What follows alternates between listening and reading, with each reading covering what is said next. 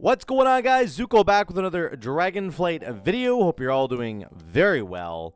Let's talk about Resto Shaman in 10.0.7. There's been some big changes. So a lot of you guys were asking me about the Healing Stream Totem build in particular and wondering, you know, like, is it still viable in 10.0.7 with the changes that came through?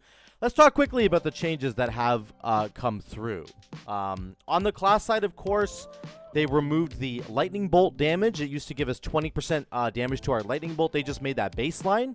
So that's kind of nice. And then, of course, they shuffled a bunch of other talents around in the tree, basically putting, like, totem talents with the rest of the totem talents, which makes sense, and, like, earth shield talents with the rest of the earth shield talents, putting nature's swiftness in the bottom as a capstone now.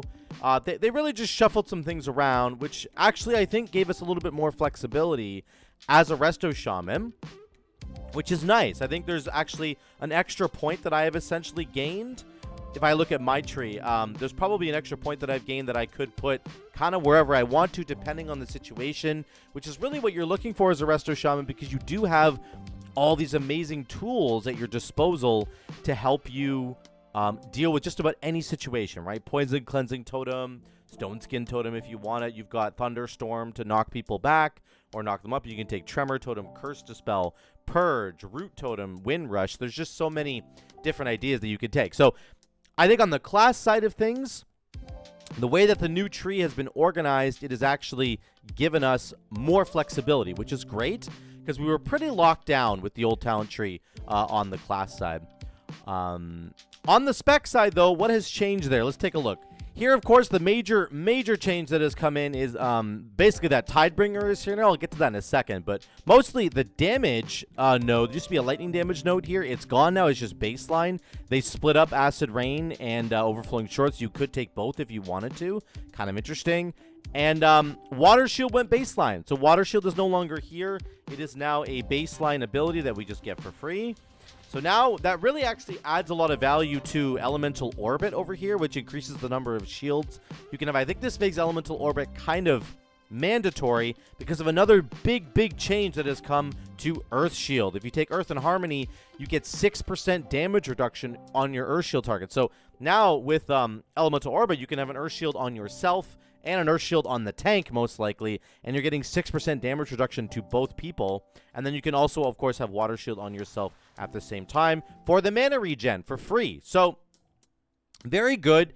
Those things have gone baseline. There's some buffs at Earth and Harmony. And then, of course, I think these buffs in the middle here to the Tide Totem and Mana Tide and Healing Tide Totem, I haven't really tried them yet. I'm not going to lie. I haven't experimented with them really at all because it just felt like I didn't have points to do it. It feels like we're a little bit gridlocked with our points here. I did shuffle over and take Tidebringer, and I think this has basically become like the mandatory go-to talent.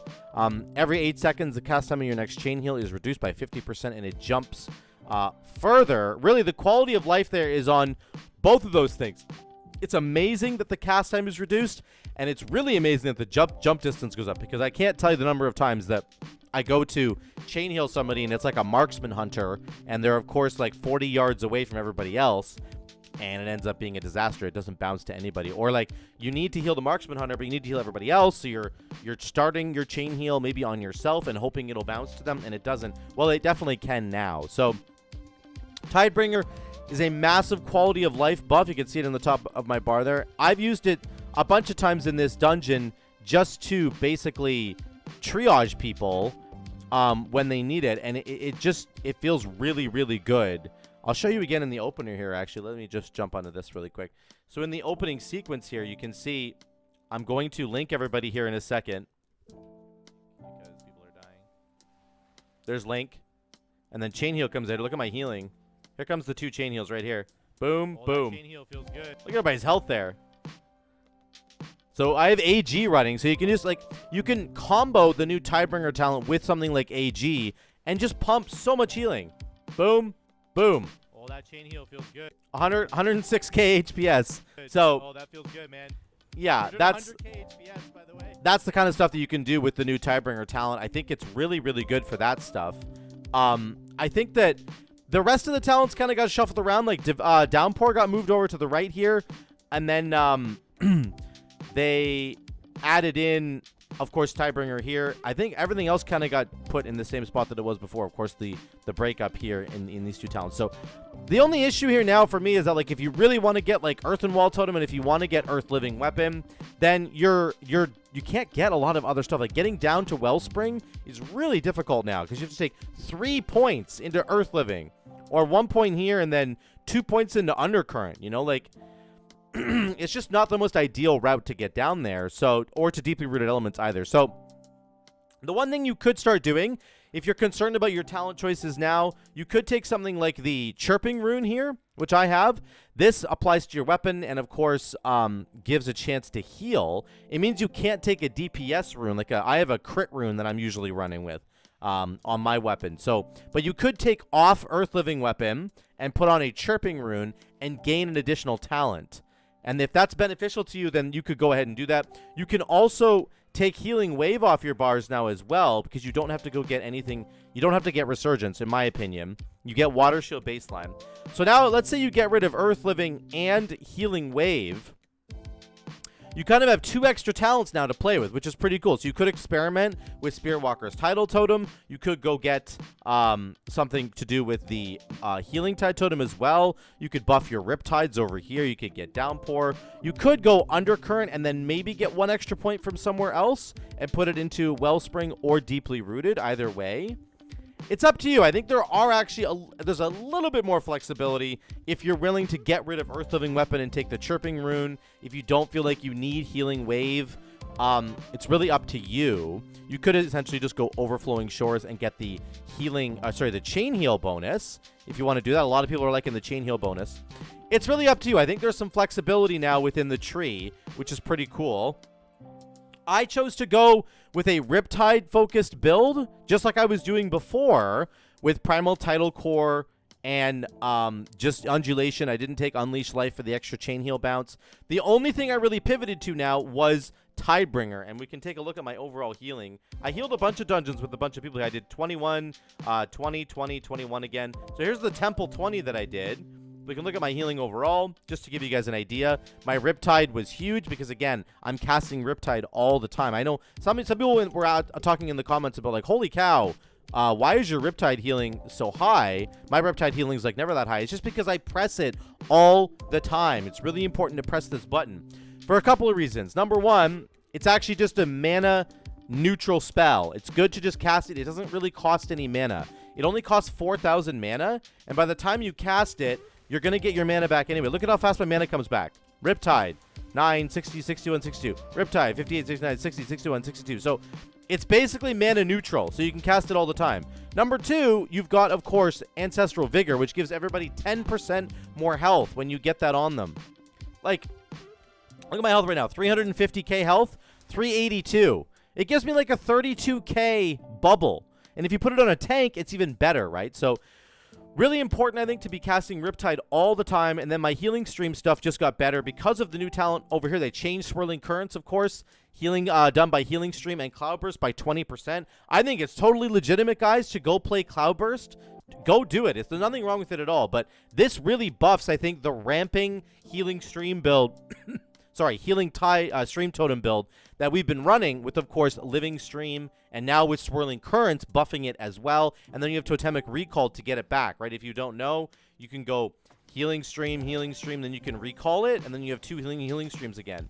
Now I have 4 Healing Streams out. They're all ramping. They're all doing even more healing than they did before, right? They're just pumping crazy amounts. Look at this, 12k, 12k, 29k, 29.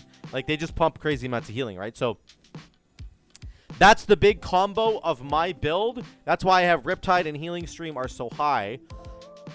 Excuse me.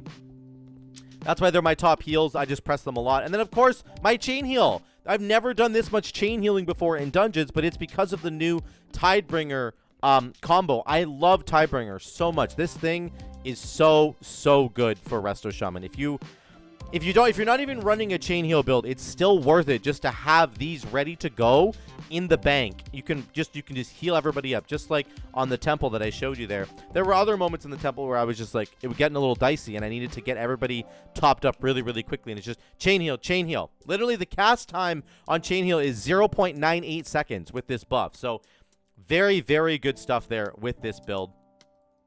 Again, I ran this in a couple of other dungeons. Azure Vault 20. What do we do there? 32. Again, Riptide. Oh, I should change it on the... for some reason, my details isn't changing both. Let's do it here. Azure Vault 20.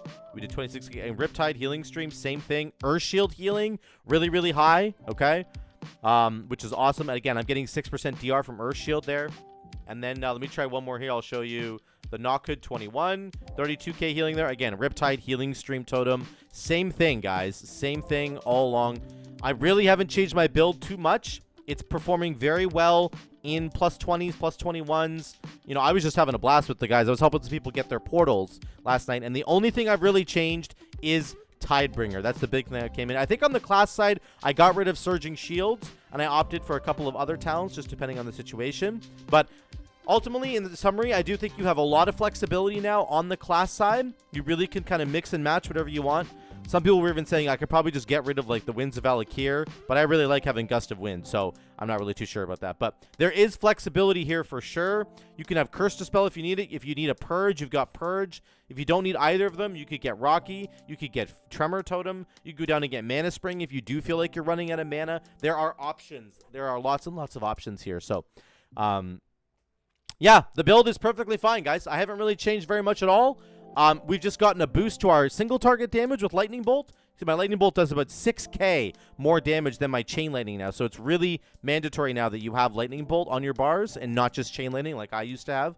So that's a really big change. And the rest of the healing here, basically the same. You know, we're just adding in Tidebringer for that extra oomph when you really, really need it and everybody's dying. Okay? That's the Healing Stream Totem build. It is doing perfectly well in 10.0.7. Get in there and heal some keys with it, and I know you'll be just as happy as I am. So thank you guys so much again for watching. I love you all. I will see you in the next one.